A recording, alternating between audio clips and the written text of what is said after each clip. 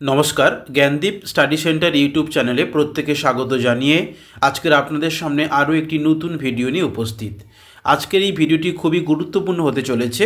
আমি ভিডিওটির মাধ্যমে আলোচনা করব নেতাজি সুভাষ ওপেন ইউনিভার্সিটির একটি গুরুত্বপূর্ণ আপডেট। যারা দীর্ঘ প্রতীক্ষা করছিলেন যে আপনারা কবে নেতাজি সুভাষ মুক্ত বিশ্ববিদ্যালয়ে এমএ অ্যাডমিশন হবেন, এমএ বা পিজিতে অ্যাডমিশন হবেন পোস্ট গ্র্যাজুয়েট প্রোগ্রামে, তাদের সমস্ত অপেক্ষার অবসান ঘটিয়ে গত 23/12/2024 সালে ইউনিভার্সিটির পক্ষ থেকে একটি নোটিফিকেশান জারি করেছে পিজি অ্যাডমিশানের। এই অ্যাডমিশানটা 2025 সালের অ্যাডমিশান প্রক্রিয়া শুরু হবে।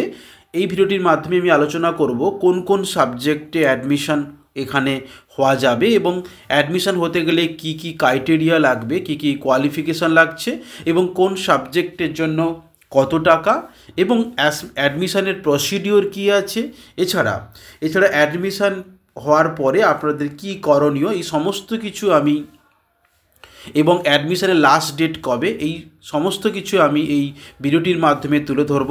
আমার বলার প্রতিটি কথা আপনারা খুব মনোযোগ সহকারে শুনবেন এবং ভিডিওটি অবশ্যই পুরোটাই দেখবেন, না হলে কিছুই বুঝতে পারবেন না। আর যারা আমার চ্যানেলে নতুন এসেছেন অবশ্যই চ্যানেলটিকে সাবস্ক্রাইব করুন, লাইক করুন এবং কমেন্ট করুন আপনারা কি জানতে চাইছেন। এছাড়া আমাদের এই জ্ঞানদীপ স্টাডি সেন্টারের পক্ষ থেকে পিজি এবং ইউজি সমস্ত সাবজেক্টের last minute suggestion, notes, computer type notes আমরা প্রদান করে থাকি। এছাড়া অফলাইন এবং অনলাইনে আমরা ক্লাসও করে থাকি।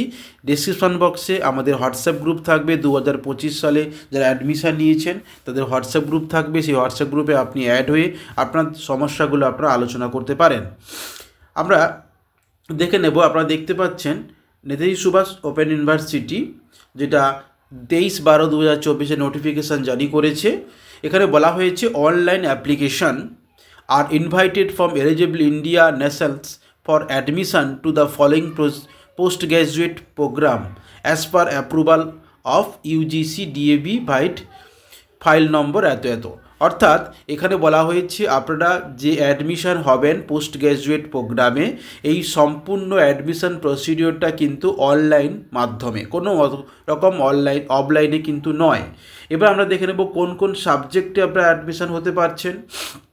এখানে দেওয়া রয়েছে MSc in mathematics, MSc in geology, MSc in geography, MSc in environmental science. এটা হচ্ছে program offered by school of science. এই এমএসসি ইন ম্যাথামেটিক্সে অ্যাডমিশন হতে গেলে আপনার যে এলিজিবিলিটি লাগছে নন সিবিএসসি ক্ষেত্রে, সিবিসিএস ক্ষেত্রে অনার্স গ্র্যাজুয়েট এবং ম্যাথামেটিক্স থাকছে। যারা সিবিসিএস ক্যান্ডিডেট আছে তাদের 10+2+3 উইথ কোর কোর্স থাকতে হবে, অথবা ডিএসই সাবজেক্টটা কিন্তু এই ম্যাথামেটিক্স থাকতে হবে, তাহলে আপনি কিন্তু অ্যাডমিশন হতে পারবেন।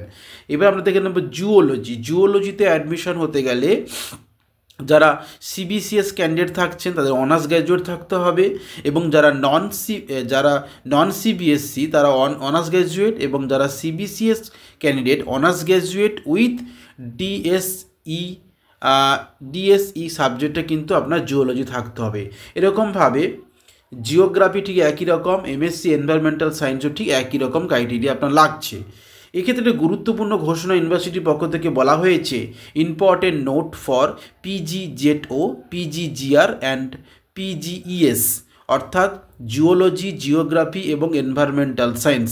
In this program seat are limited, the admission will be made strictly on the basis of merit and following the reservation policy of the government of West Bengal and university through the counseling and seat allotment।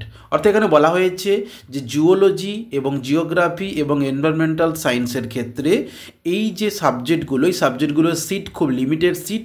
এই জন্য ইউনিভার্সিটির পক্ষ থেকে একটি counselling date arrange করা হবে। সেই counselling মাধ্যমে আপনাদের সিট অ্যালটমেন্ট করা হবে কে কোন কলেজে পড়াশোনা করবে।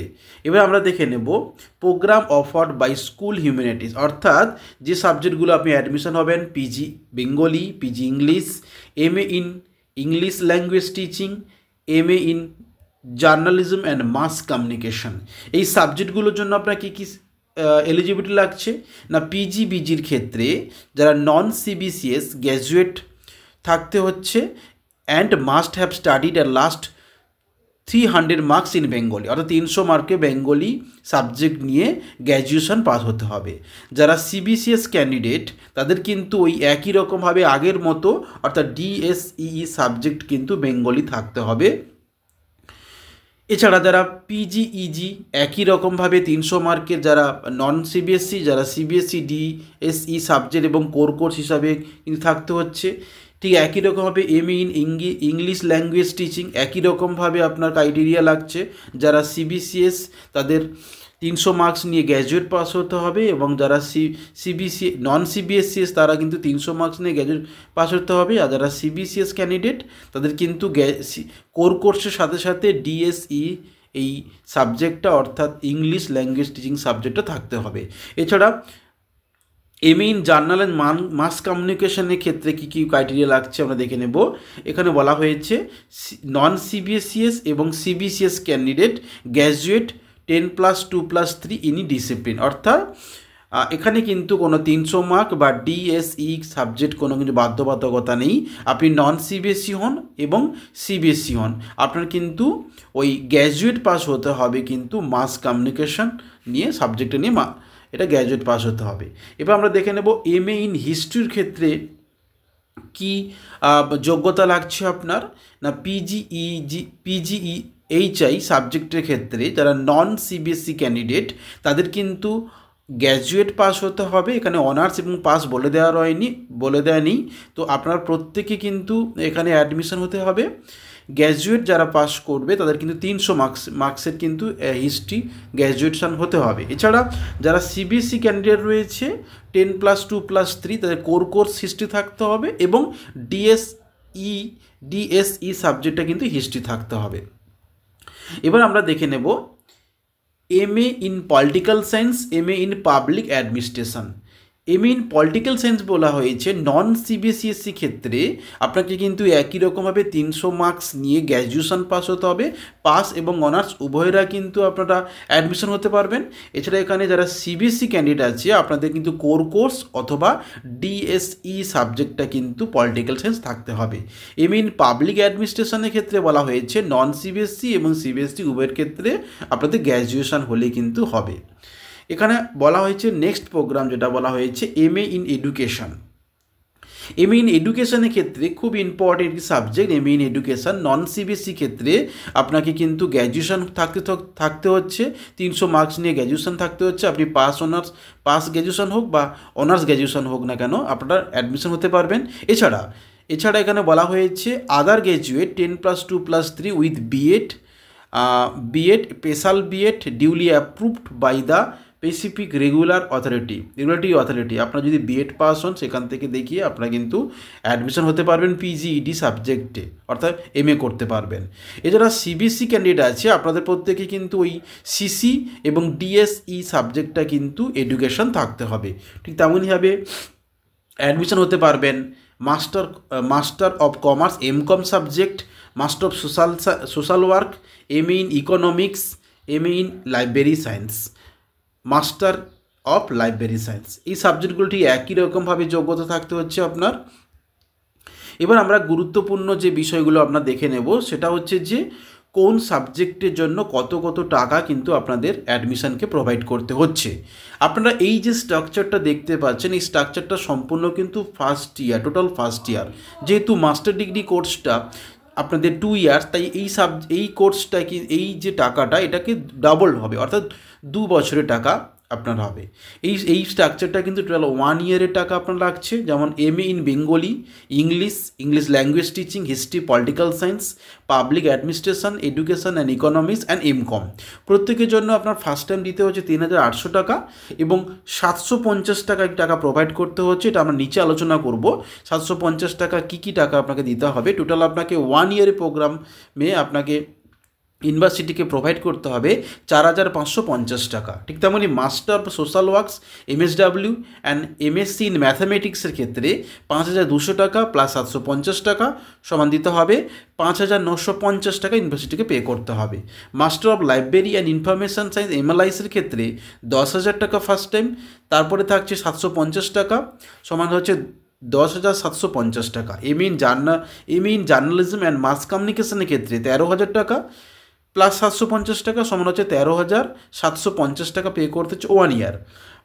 MSc in geology, MSc in geography and MSc in environmental সায়েন্সের ক্ষেত্রে to paid time of counselling, অর্থাৎ কাউন্সেলিংয়ের সময় আপনাকে পেড করতে হচ্ছে।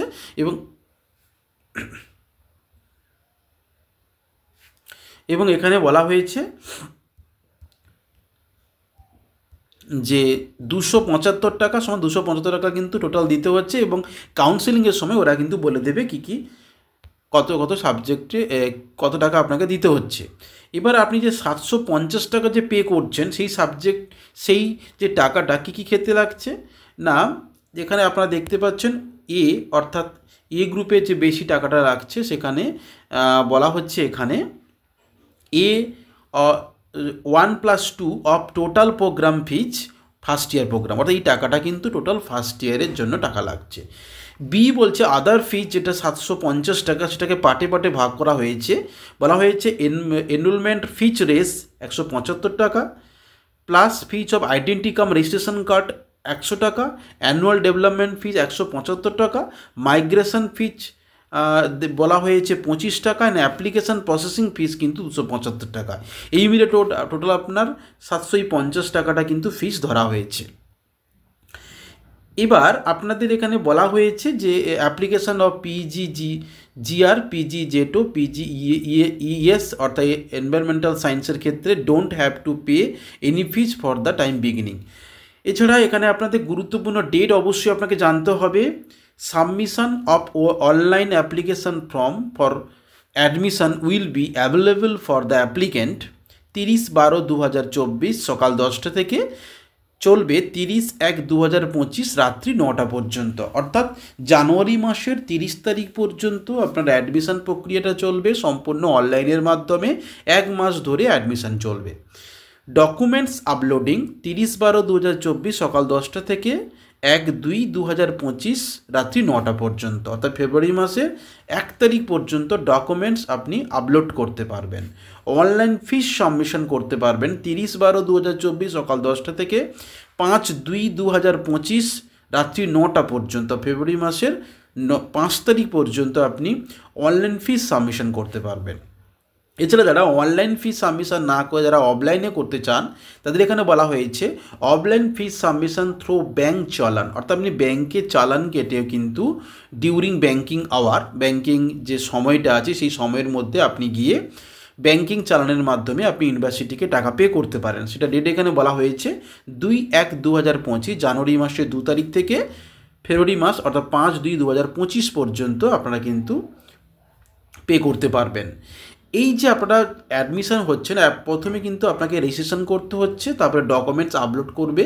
ডকুমেন্টস আপলোড করার পর অনলাইনের মাধ্যমে আপনাকে অ্যাপ্রুভাল পাঠাবে ইউনিভার্সিটির পক্ষ থেকে। যদি অ্যাপ্রুভ হয়ে যায় তাহলে কিন্তু আপনারা ইউনিভার্সিটিকে ফিজ পে করবেন। পে করার পর আপনাদের কিন্তু অ্যাডমিশন প্রক্রিয়া কমপ্লিট হবে, এবং সেই প্রিন্ট আউটটা আপনারা কিন্তু নিয়ে নেবেন। যতক্ষণ না পর্যন্ত ইউনিভার্সিটির পক্ষ থেকে অ্যাপ্রুভাল করছে ততক্ষণ পর্যন্ত আপনারা কিন্তু অ্যাডমিশন হতে পারবেন না বা টাকা পেমেন্ট করতে পারবেন না।